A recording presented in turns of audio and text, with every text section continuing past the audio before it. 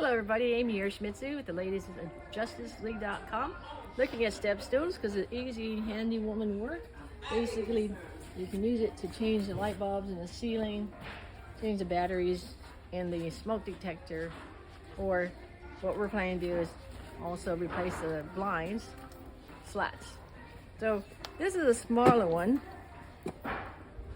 Being not that tall, it's still not tall enough, but it's good enough to maybe put some plants on it, or to put a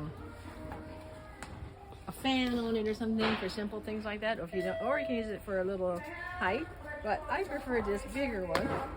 Basically, I don't have to stand as much on my toes with this one because it's a little higher. I think this is about 1.5 feet.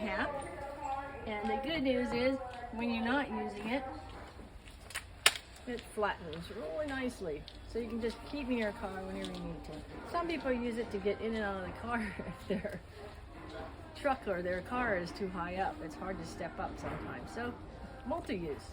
Love this. Great, easy, portable step stool, rather than the big, heavy ladders and big step stool. Okay, check out more. Ladies at justiceleague.com.